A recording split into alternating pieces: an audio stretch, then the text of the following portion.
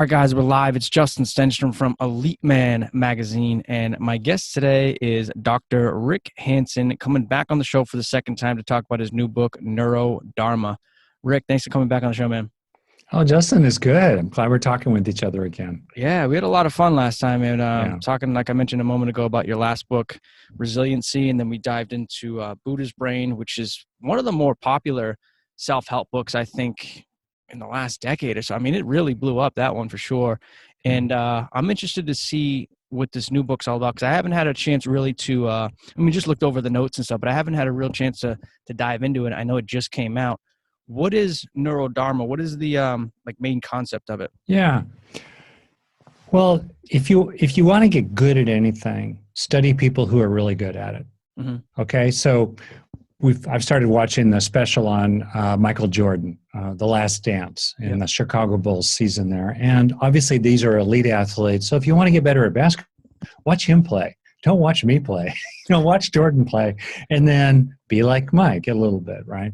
Well, if we're interested in the most fundamental and the most lasting well-being, contentment, courage, resilience, inner peace, unshakable mindfulness, and love even, we should study people who've made that their life's work.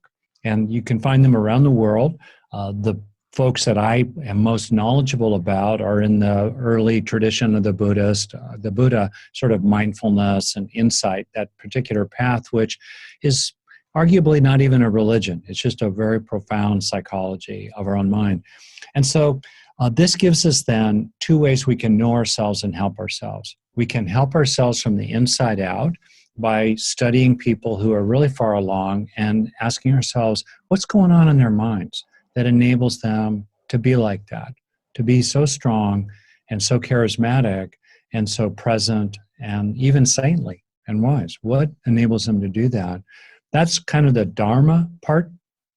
The neuro part is we can also know ourselves scientifically from the outside in. We can know ourselves in two ways. And you and I live in a time when in the last 10 years, we have a historically unprecedented opportunity to bring these two ways of knowing ourselves together, from the inside out of psychology and deep meditative wisdom, and outside in from brain science and neurobiology.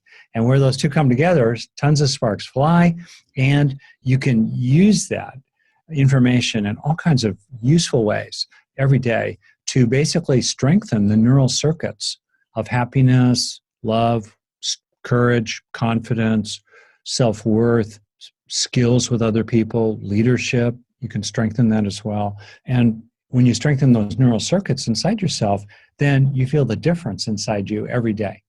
Nice. So what does Dharma actually mean? I know neuro pretty well at this point, but what does the Dharma side to it actually mean?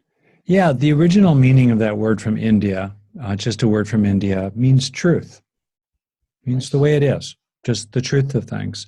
And I think about both science, which I'm really trained in, and meditative practice, which I'm also pretty trained in. They're both about getting at the truth of things. They get at it, they do it in a different way, but they're both about what's the truth, right? How do you really feel? What's the truth of that? And what will really help you today? What's the truth of that? To build the strengths inside that you want to grow, that will carry you forward for the rest of your life. Nice.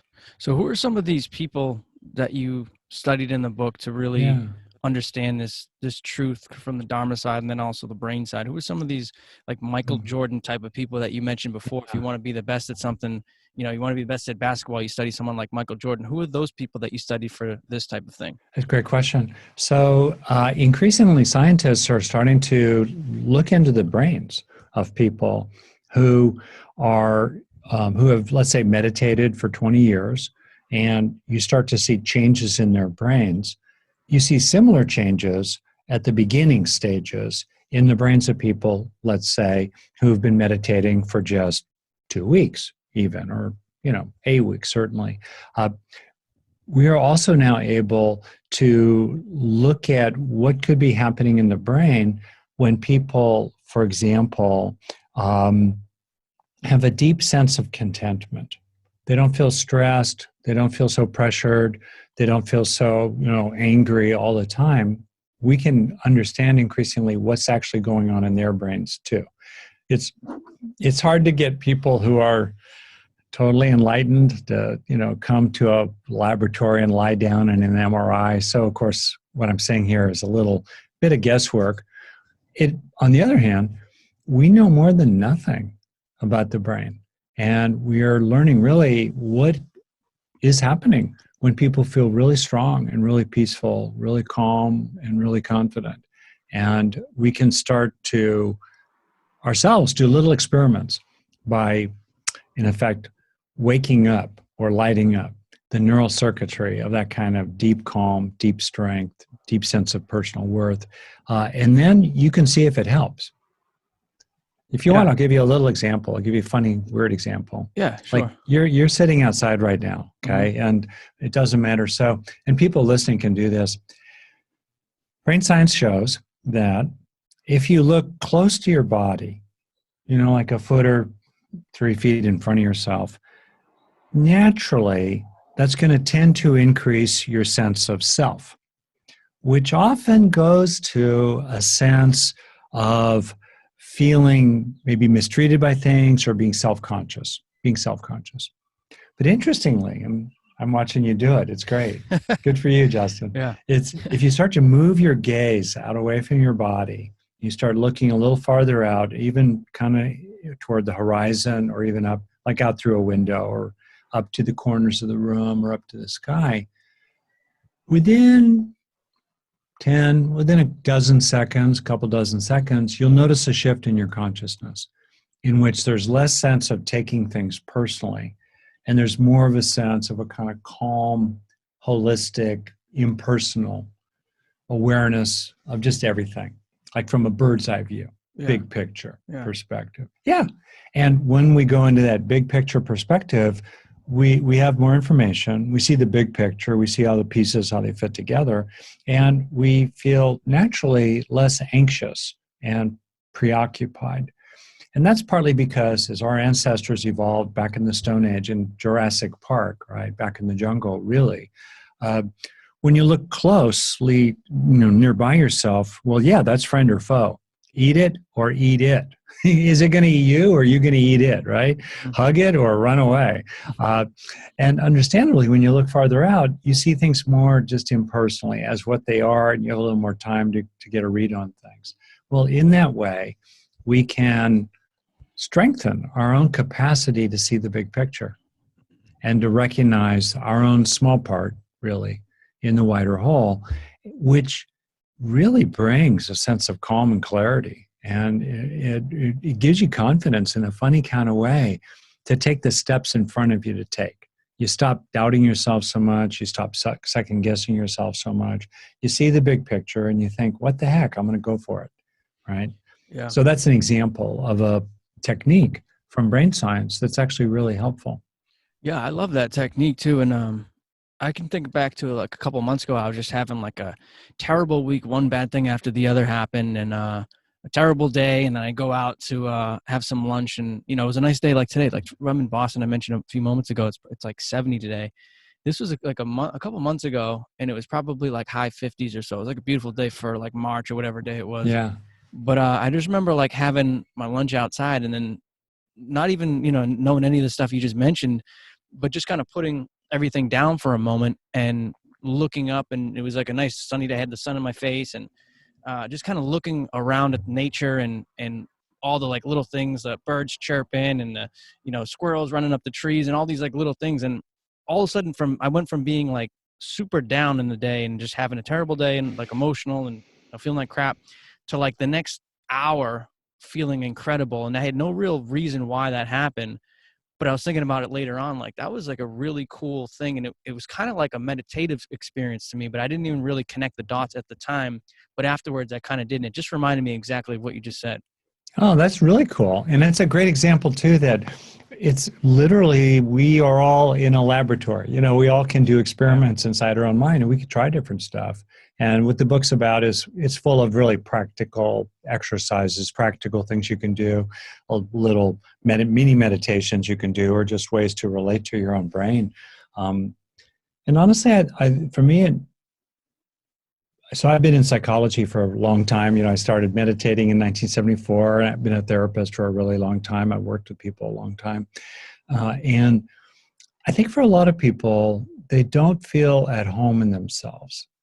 They're not that comfortable in their own skin. And so, of course, if we're not comfortable in our own skin, it's hard to be a leader or in a relationship and help other people be comfortable with you, right? So these practices I explore in the book and this general approach gives you this feeling of coming home to yourself. It's like you come into your own body, you appreciate how your body is actually making your mind moment by moment by moment, and you feel more integrated, you feel more whole. You feel like, okay, this is who I am. And it gives you this sense inside of having an unshakable core, like having a deep keel. You're in Boston. I've sailed around Boston a little bit with my friends out there. Nice. Okay, great. It's like having a keel in the water. The deeper the keel, the more challenges you can take on as a sailor, because it's going to be less likely to knock your boat over. And in this way, we can grow these qualities inside. We can come home to ourselves and deepen the keel in the water, which then we carry with us wherever we go. Yeah, love it, man. What is, I think you actually probably mentioned this in the first episode, but what are some of the actual physiological changes that happen in the brain when people start to meditate? You mentioned after just 2 weeks, they can see changes in the brain already. And then people do it for 20 years. It's like incredible. It's a totally different brain and like the most enlightened and pretty looking thing when you see it like working. Then in the other brains, you put it on like a SPECT scan, everything's flowing. And what are some of the things that happen right away after just a couple of weeks? A super great question. It really is the hardware, and the hardware is freaking amazing. So right as I talk about it right now, our experience, our thoughts, our feelings, or what we see is being constructed by this machinery, mainly inside our head. Okay, so what's the machine got? 85 billion or so neurons, 85 billion neurons, another 100 billion or so support cells. That's the brain, 3 pounds or so of tissue. And those neurons, on average, make several thousand connections with other neurons. That gives us a network of several 100 trillion little microprocessors, all those little connections. And they're super complex, those little synapses, those connections. A lot of stuff's going on inside them really, really quickly. So when people, let's say, become more grateful, more resilient, let's say more mindful, that's an area that's been really studied. But what I'm saying about mindfulness applies to other things we might want to develop, such as self-confidence or skills in working with other people, becoming an effective leader, friend, a lover, a partner. Okay. So one thing that happens is that new connections form between these neurons. It's like little fingers. I'm making a finger motion here for those who can't see it, of connecting your fingers together. Physical connections form. Existing connections get stronger, get strengthened or weakened, depending on what's valuable for the person. Also, blood starts flowing more to regions that are busy. So it's kind of like different muscles do different things. If you lift weight a certain way, I could say you're pretty bulked up. You have good muscles there. Thanks. And anyway, that's right. So, so you work the bicep, you know more about this than I do, I'm sure. There becomes more blood for the muscles. So the muscle fibers get bigger, and also there's more blood going in there, bringing resources. If you do a different thing, if you work the tricep, same thing happens with a different muscle system. Same in your brain. Different parts of the brain do different things. So the result of this, forming of new connections, and also the bringing of new little capillaries, little tendrils of blood to busy regions, they become measurably thicker. You can measure, you literally have a thicker brain in those key regions. I'll tell you a couple other big changes that happen. What's becoming thicker, the neuron or the capillary? Both. New connections are forming between neurons. They are also forming myelin, which is like insulation around the wires of the neurons that help nerve impulses go faster and protect them. And little tiny tendrils, little tubes of capillaries bring blood into those areas. So for both those reasons, and also you can also get more support cells in that particular area, so that when you look at a scan of the cortex, which is like a sheath in the brain, which is not very thick, it's less than a centimeter thick, less than a third of an inch thick, but here's kind of so wild. Neurons, it's like they have a cell body with like a blobby body with a bunch of wires sticking out in all directions. That's your basic neuron, more or less. Mm-hmm. Typical neuron, you could put the cell bodies, the kind of blobby fat part, in the middle. You could put 5 of them side by side in the width of one of your hairs. Wow. They're pretty small. That's tiny. Now, even tinier, those synapses, those several hundred trillion little microprocessors, you could put several thousand of them side by side in the width of a single hair. Wow. It's so tiny. Yeah. It's so complex and it's so fast. Like little neurons are firing 5 to 50 times a second. Things are happening in those synapses 5 to 50 times a second, sometimes faster. So the takeaway of all that is that all that activity is what's enabling us to be thinking, and repeated patterns of thought or feeling, for better or worse, leave physical traces behind. So 2 other changes that occur. Really fast. One is new ebbs and flows, more or less, neurochemicals like dopamine or serotonin or natural opioids, pleasure molecules in the brain, oxytocin. We feel more heartfelt. Guys as well as women have oxytocin in the brain. So you'll get changes there. You'll also get what's kind of really cool is people who have a long-term meditative practice, for example, and this might be true for people who've done other forms of long-term mental training. They've worked on themselves over the years. There are so EEGs recognize brainwaves. Brainwaves are produced by millions of neurons firing together at the same time. On, off, on, off, on, off, on, off. That on, off, on, off, on, off creates waves of electrical activity that can be detected by an EEG.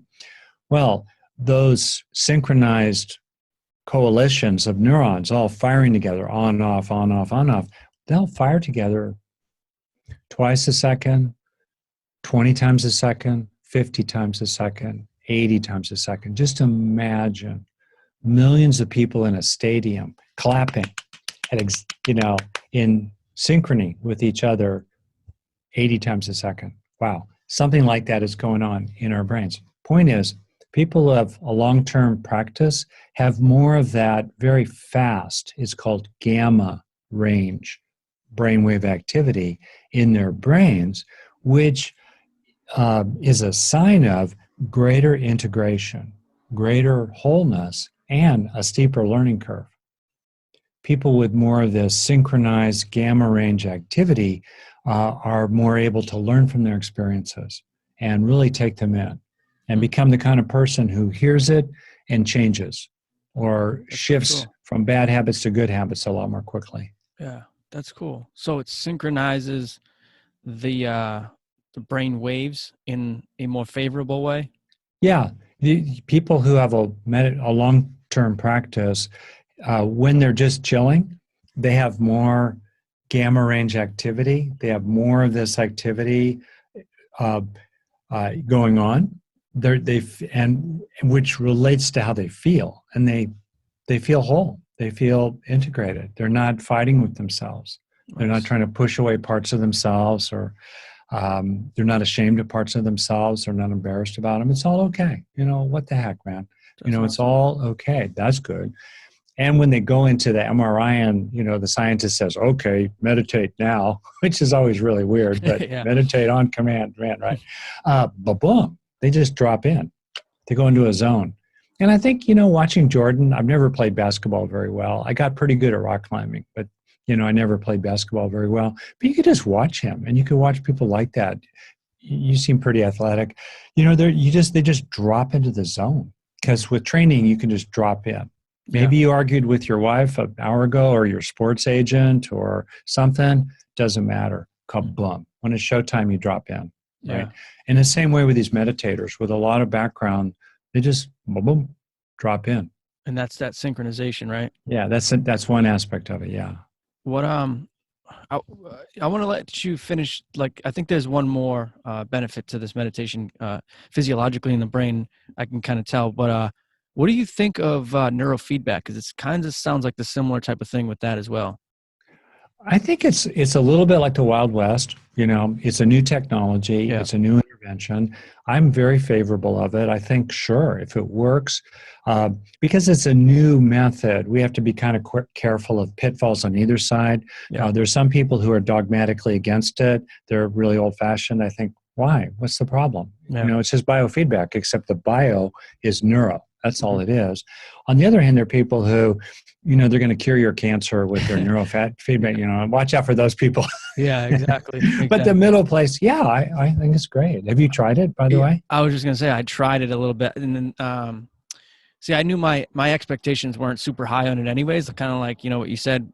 I thought there'd be some good benefit from it. I didn't think it was gonna you know, turn me into a genius or a super genius, like, Yeah, you know, like change my mind and everything. But there were like, I did it for like sleep and headache issues and things like that, yeah. and there were like minimal improvements that I didn't notice on a day-to-day or even week-to-week basis. But over Hmm. the course of like a few months, I was like noticing like subtle things, and Yeah, I did it over the course of 2 months fully, and then like over the next like say 4 to 6 months, I could pick up on like little things that I can attribute to possibly probably mm. being from that, but not definitely being from that.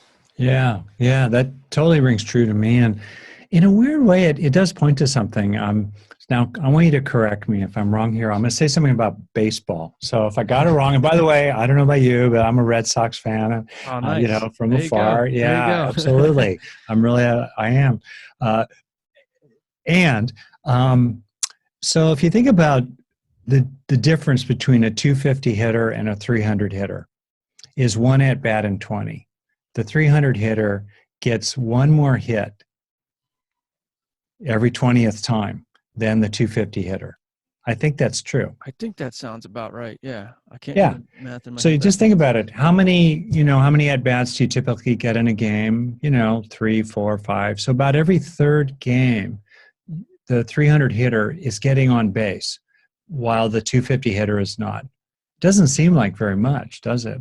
But right. if you add it up over the course of a season, and then you add that up over a course of a career, that 300 hitter is going to make millions of dollars more per year than the 250 hitter. So it Yeah. really goes to what you're saying. A little thing, if it's repeated Hmm. and it gradually accumulates over time, can actually make a real difference for people. So it's worth going after those little things that then stay with you Yeah. wherever you go. Yeah. Little, yeah, a little less likely to get into a stupid quarrel with somebody, you know, a little less likely Yeah. to rub somebody the wrong way, a little more likely to take a chance and trust in yourself and go for it, a little more likely to get a good result when you do. Hmm. Those little things are worth developing in ourselves because they do add up over time. Yeah. And with the neurofeedback too, I remember the guy I did it with is really cool, by the way. He's just an awesome guy. And like the same thing you said too, he didn't set like crazy expectations. He wasn't telling me he was going to cure cancer and all this other Yeah. like nonsense that some people might say. But he did say too that once you do it concurrently for like a couple of months, the effects with the neurofeedback will last after that because your brain's still wiring itself together and putting all those connections like you talked about earlier. It still does that even after the fact. So if you can do it regularly for a certain amount of time, and then Yeah. you can come back in, of course, and do it again later. But if you can do it regularly, it's better because it still will continue to wire itself even afterwards. Oh, totally true. And if I could, you know, put a shameless plug in here for myself. So I taught this NeuroDharma material, these 7 strengths. It's about Mhm. developing 7 strengths. In a minute, maybe I'll just name them. But Yeah, yeah, sure. I've taught that as a 10-day meditation retreat. That's pretty hardcore to really focus on these. And we took a day each for each of the 7, with a day before and a day after for kind of setting it up and then integrating it afterward. And then we recorded that program, really high quality videotaping and editing, and you know, boiled it down. We offer that online, and it's a really good companion. So it's a way for people to do just what you're saying, to repeat it, to reinforce it, to practice it with meditations that are really experiential and things like that. That's a very good way to help yourself. And so people can go to my website and check it out. It's inexpensive. It's not expensive at all. And if people have significant financial need, which many people do these days, you can do it for free. We love giving it away for free. Nice. We're happy for people who can afford it to pay it. It's the Robin Hood. It's exactly. Robin Hood, you know. That's take awesome, from man. the rich, take from the rich, and pass it along to everybody else. But I would say that people check that out. That's nice. What's the website? I'll make sure I mention it at the end too again. But what is it right now? That's cool. rickhanson.net, Hanson, rickhanson.net. Okay, it's right on the main site there, right on the main page. Yeah, right on the main site. Yeah. All right, cool. So I think there was at least one more thing about the changes in the brain. Can you mention that real quick, and then we'll move on to some other aspects of the book? Oh, actually, I think I nailed it. I nailed it. I mean, I could. I'll summarize this as an example. If people do any kind of mindfulness practice, a lot of people do. 5 minutes here, 20 minutes there. Okay, fine. Research shows that 4 major areas of the brain or networks in the brain get measurably thicker. There's a change of both structure and function in 4 main areas that make sense. And I'll just list them quickly. And there's a lot of evidence for this in the scientific literature. 1, parts of the brain that control attention, typically behind the forehead, top-down control of attention. Really useful to be able to get control of your attention. So you can put it on where you want it and you pull it away from the crud. That's not helpful to you. Yep. Number 1. And it makes sense because meditators are working that muscle of controlling their attention, exactly. Back to the breath, whatever. Okay. That's the one that sticks out the most, probably, is like the one that I would think of, prefrontal cortex, right? Attention. Yeah, that's right. Very good. Yeah. A second big benefit is body awareness. They tune into their bodies more. So you have more of that body awareness, which is actually really good in everyday life because then you get less hijacked by getting angry about stuff or affected by stuff. Also, as you tune more into your body, it helps you stay calmer and have a sense of your own grit. And I can hang in there. I'm in touch with my body. And it tends to make us more aware of the feelings of others. We get better at reading others because as we tune more into ourselves, we become more empathic. We get better at empathy for the feelings of others. Doesn't mean we agree with them necessarily or like them necessarily, but we get them. We understand what's going on, which is useful, whether it's in your family or trying to sell someone something, or work, to have more sense of where they're coming from. Achieved in part through being more in touch with your own body. So that's a second major meditative benefit. Third, more regulation over emotions, especially intense, hot, negative emotions that can get us in trouble. I mean, there's a place for being able to be, fiery and strong and intense when we need to be. But a lot of people get hijacked by that or hijacked by feeling hurt or resentful or, anxious, worried about things. There's a greater improvement in circuits in the brain that calm down stressful, anxious reactions. That's good. That's the third benefit. And the fourth one is a little fuzzier, but it's really quite fundamental. There's a shift in sense of self. You start experiencing yourself more as a whole, as you are, right? And there is a reduction in activity and circuits of the brain that are involved with negative self-preoccupations. Oh, I blew it. Oh, I'm a failure. Oh, I'm not succeeding at this. Oh, how come they're getting ahead but I'm not? What's wrong with me? That tends to fall away as people meditate more and more. You lighten up more and more. And that's reflected in physical changes in your brain. That's pretty cool. Those 4 changes in the brain just from, doing 10 to 30 minutes a day, more days than not, of some kind of mindfulness practice.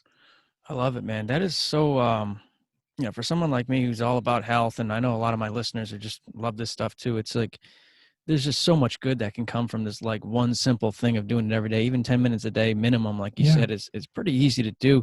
What are some of the ways that you meditate or recommend people do? Because I know for some people, that there's a lot of apps and stuff like that nowadays. There's a lot of different places that they can get an introduction into how to do it. But even still, it can be a little tricky for people to get into it and really pick up on what they're doing. You know, they start thinking about it and overthinking about it and Yeah. crossing their legs and trying to, you know, sit a certain way. There's a lot of crazy things that can mess people up. But what's like the simplest way that you recommend that people can get started and do it? Well, first off, I think you're asking the exact right question. The simplest, most direct, effective, and rewarding, you know, that it works for you. It actually helps you. Um, so there are many ways to meditate. And the way that a lot of people meditate, which I want to name and respect, is they do it in a religious framework. Maybe it's a form of prayer for them. Maybe they say grace at a meal, or they do something before they go to sleep. And that for them is a meaningful form of meditation. Now, I'm going to step back. Having said that, from religion, I'll just talk about sort of secular approaches that people can weave into their religious life or not, as they choose. Okay. So a classic is to be aware of breathing. And there are good reasons for that. If it's okay with you to be aware of breathing, the sensations of breathing. You could feel them in your chest. You could be aware of it around your nose and upper lip. There are, for me, bonus benefits in being aware of your whole body as you breathe. That does good things for you neurologically. It gives you more of that sense of being whole, right? And it tends to quiet the mind and help you do it. I like that, but you can also pick something different if you don't want to focus on breathing. That just is like a kind of an anchor for your attention. Sometimes people will use a word like rising or falling, in or out as they breathe. Sometimes they'll count their breaths, you know, count down from 4 or count up to 4 or count down from 10 or up to 10. Either way, those are simple things you can do. Just the point of all that is to help you stay in the present, right? It's easy to meditate for 5 seconds. It's hard to meditate for 20 seconds in a row, let alone 2 minutes or 20 minutes, right? So that's where you build the muscle of being able to really be in the present. And I find what's helpful for people also is to help yourself have well-being. You know, meditate on what you feel grateful for. You know, the feeling of a kind of calm coming in, a sense of thankfulness for what is good in your life, you know, still.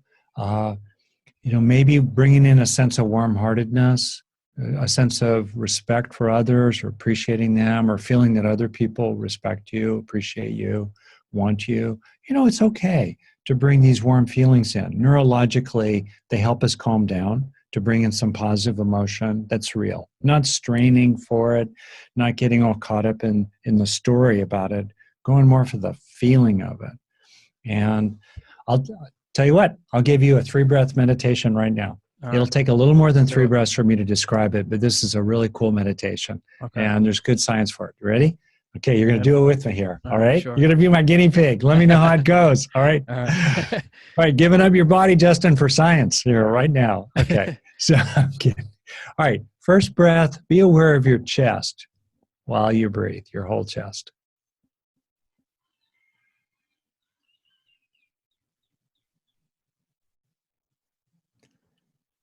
Okay, and the second breath, while being aware of the area around your heart as you breathe, bring to mind someone you like and the feeling of liking them. Might be compassion, might be love.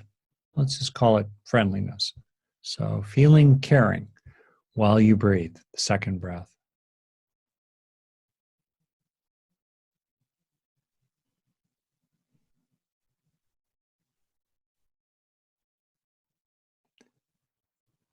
And in the third breath, bringing to mind, and could be the same person, someone who cares about you, who likes you, is your friend, they include you, they're your bud, maybe they love you. So third breath, breathing while feeling cared about.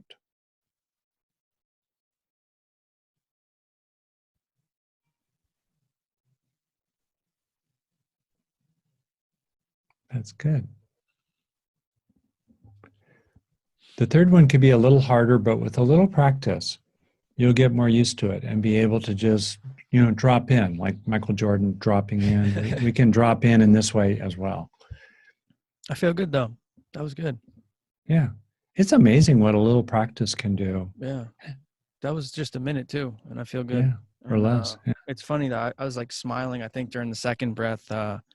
This guy I used to wrestle with, actually, he's just like 300-pound guy. I was thinking he's massive. I don't know why when you said someone you're friends with or something, he popped in my head. Of all people, I haven't even talked to the guy in a couple of years. Good guy though, but he just popped in my head and it kind of made me laugh. But I was like thinking, and then the last person was my grandmother, someone that cares about you. And then towards the last breath there, it just felt really good. Like the whole process felt really good. Yeah. That's cool, That's man. right. That's a simple meditation. Yeah. Um, and you could just pick any part of it and just kind of, I think a meditation is coming home. Mm-hmm. It is, what's it feel like to come home? You sort of drop your suitcase, you drop your cares and concerns, you plop, right? That's Yeah. meditation. Yeah. And stay with it. If your mind wanders, that's okay. You're not trying to stop thinking, you're not trying to get all complicated. There are other things you can do, but what we're basically trying to do is help ourselves for that 1 minute or 10 minutes or 20 minutes or more. We're trying to help ourselves really kind of marinate in and rest in the deepest feeling we can get to of well-being, inner peace, calming, it's okay, you're okay, right? That's what we're trying to do. We're trying to, and there's a saying, neurons that fire together, wire together. Yeah. So the more we keep them firing together, the more we just sort of rest in that good place, the more it's going to sink into us, the more that way of being is going to be hardwired physically Mm-hmm. into our own brain. So Yeah. then we're like that. Yeah, it's so funny too that our brains are like that. It's almost like and maybe it is. It has like its own consciousness, its own brain. The brain has its own brain itself, its own mind. And that for some reason when you nourish it in this certain way by doing these practices, these meditative Yeah. practices, it's almost like it loves being in that place, and it's going to start doing incredible things to like reward you for putting it in that Yeah. place. Yeah. Yeah. That's right. And I think the most it's like exercise. What's the most important exercise? Well, it's the one you're going to keep doing. Yeah. Yeah. What's the most important meditative technique? Well, it's the one that's going to keep feeling good. It's going to keep rewarding you, so you're going to keep doing it. Mm-hmm. Yeah. What are the 7 practices of the highest happiness? What Oh did yeah. you mention those Great. earlier? Okay, so I'm gonna turn the tables on you if it's okay. And Yeah. I'll just sort of ask you to check in with yourself for each one. How's that going? Okay. So the first practice is steadying the mind, developing stable present moment awareness, mindfulness, and with a sense that your mind is stable. It's not distracted all the time. You don't feel rattled. It's steady. Mm-hmm. Okay. Second, warming the heart, like we just did a second ago with the 3 breaths practice, the second and third breath. So you cultivate compassion, you cultivate kindness, and you cultivate courage, the capacity, including in important relationships, to be both vulnerable and honest with other people, warming the heart. Mm-hmm. Which also, to me, these days especially relates to widening the circle of us to include more of them, so that even if we disagree with others, including politically, we have more and more of that sense that we're all in this together. Right? Yep. We might disagree with people, but we're not vengeful toward them. We don't have contempt for them. All right. Yep. And then third practice, I call it resting in fullness. It's a poetic way of talking about a sense of contentment or enoughness already as the foundation for ambition, aspiration, swinging for the fences. You feel a sense of gratitude and inner peace already, even while you take action. You have equanimity, emotional balance. You're not so rocked by the waves of life. You've got that deep keel in the water. So those 3, steadiness, lovingness, and fullness, those cluster. And for each of these 7, we all experience them, at least as a taste. And then it's a question of developing it from there, So then the next 3 are to feel whole, to accept yourself. Maybe there are parts you're still working on, but you fundamentally accept yourself. You're not, you don't feel like you're broken or damaged in some way. There's a sense of wholeness. And more, you have a sense of just being, peacefully being while you get stuff done. Okay, that's cool. Wholeness. Yep. Then the fifth practice I call receiving nowness. You're really living at the front edge of now continually. You're right now. You're being here now.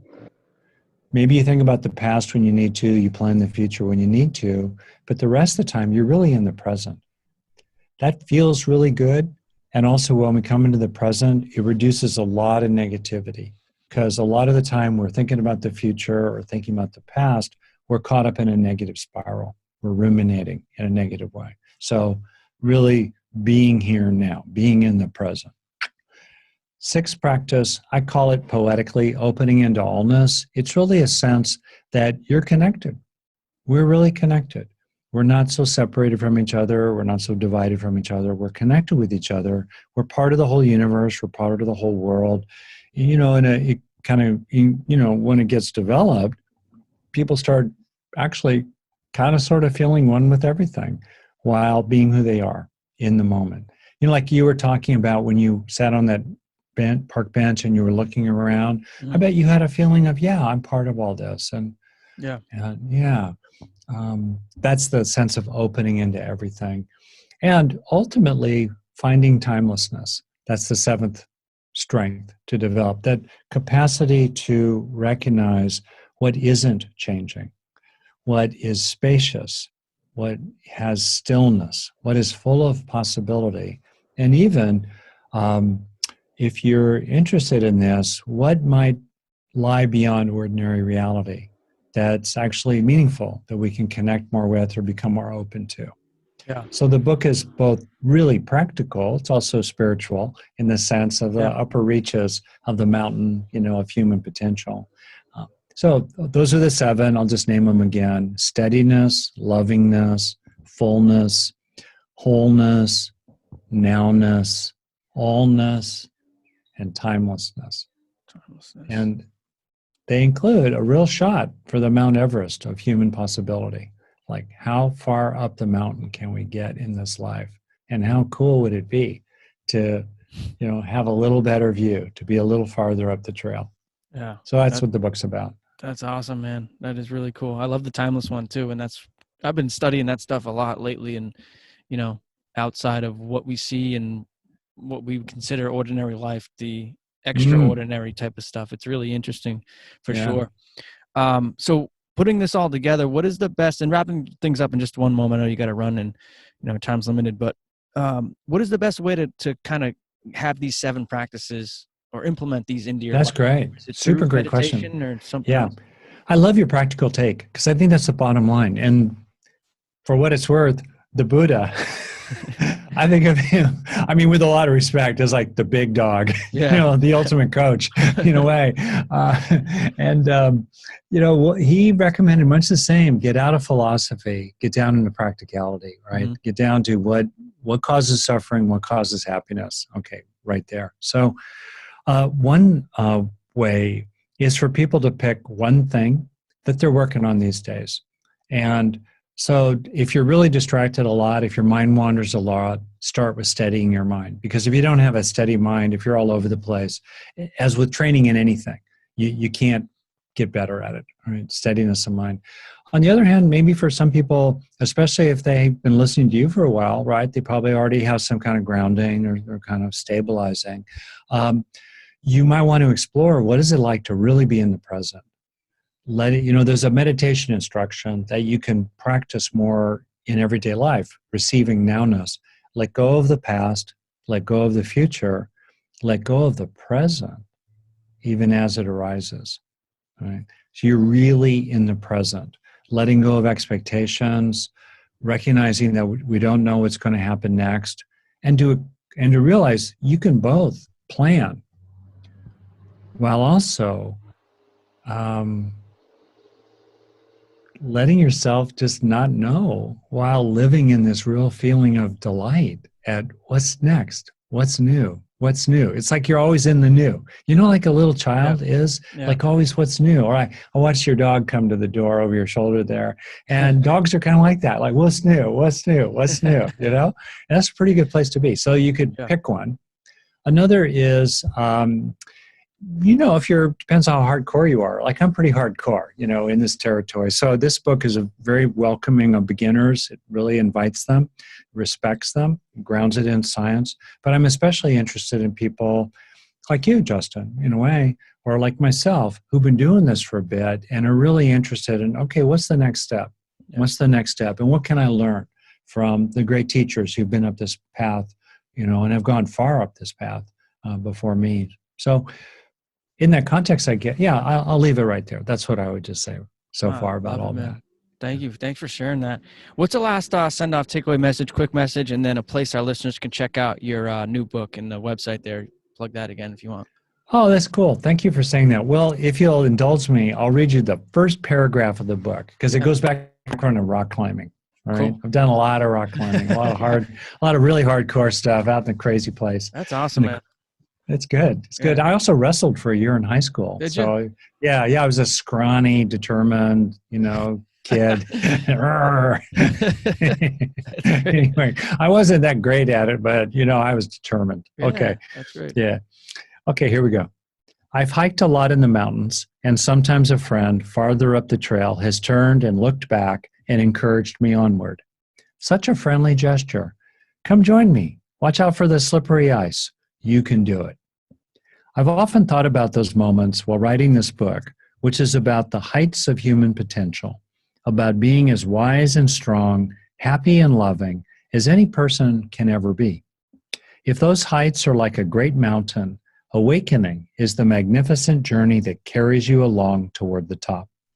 Many real people have gone very far up, the great sages and teachers throughout history, as well as others no one has heard about. And I imagine them turning with a sweet smile and beckoning us to join them. Nice. Love it. That's cool, man. You say that's the first paragraph or the last paragraph? That's the first paragraph. I love it, man. This is going to be such a good read. I can't wait to dive in. Oh, that's great. Tell me what you think of it when you read it. Yeah. Oh, definitely will, man. What's the website again? My name, Rick Hanson, SON.net. Yep. All right, cool. And the book is NeuroDharma. Just came out recently, depending on when this is released, either like a week or two ago, a couple of weeks back, but it should be out there for you guys to check it out.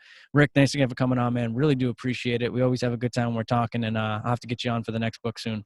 I'll be really a pleasure. And honestly, from my heart, and I'm a right speech kind of guy, you are totally the real deal, Justin. And thanks, it's an honor and a pleasure to hang out with you.